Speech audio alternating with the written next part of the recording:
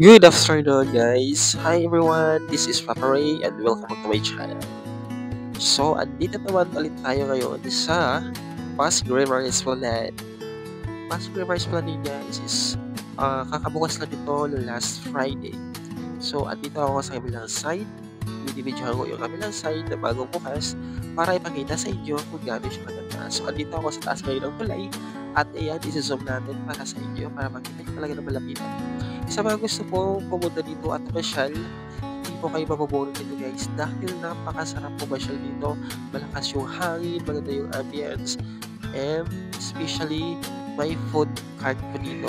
May food stall po dito guys. So hindi kayo maboboring masyal. And marami kayong makikita dito na kakaiba.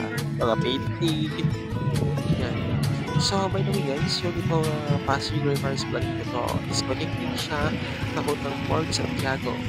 So, kung alam niyo na yung Port Santiago, pwede na kayong mag-interest din sa kabilang side dahil may interest din po dito. And ang bayad po sa Port Santiago entrance fee ay 75 pesos. So, andito tayo ngayon. Ayan. Ano pang pakita natin sa inyo yung view. Viewing yan guys. Yung view, ayan po yun pa yung mga food stall dyan. And ito naman yung sa gilid lang na side. Ito yung mga painting dito na dito kinakamit yung mga painting na pwedeng panoorin or titignan ng mga namamasyal dito. So, ito lang nga guys. Sobrang ganda nito. Ang lakas ng hangin dito and hindi ka maboboring na pumasyal or mamasyal dito.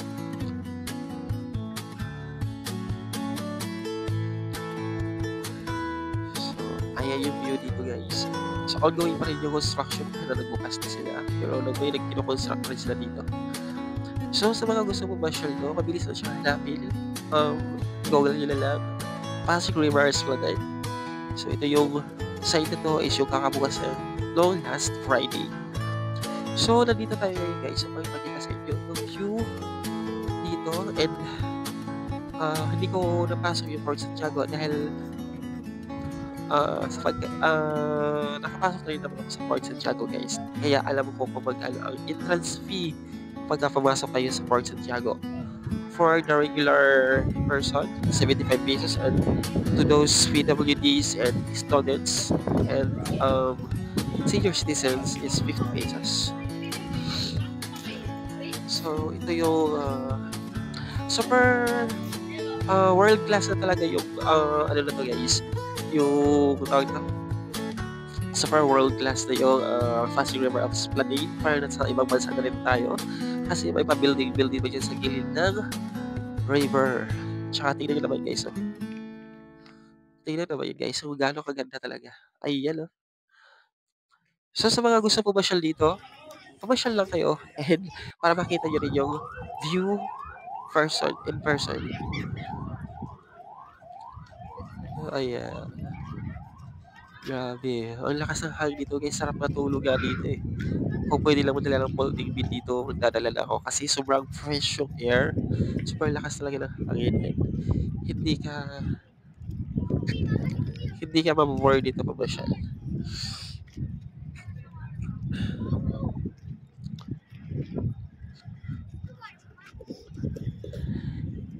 And namaya papunta tayo dun sa main entrance ng Port Santiago. Pero hindi ako pumasok kasi nakapasok tayo naman kasi ako dyan 2 times.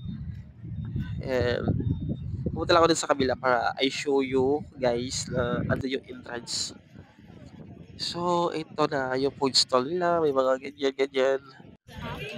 Ayan. Ayan. May shawarma pa. So, ito na yung exit na yun, guys. Ayan. So, thank you sa mga sumusuporta sa akin at sa mga nanood. Maraming salamat and goodbye. Goodbye, Philippines. So, yeah. So, pupunta tayo dun sa kabilang entrance ng Port Santiago. So, ito na yata yung main entrance ng Port Santiago. So, yun lang guys. Maraming salamat. Bye-bye.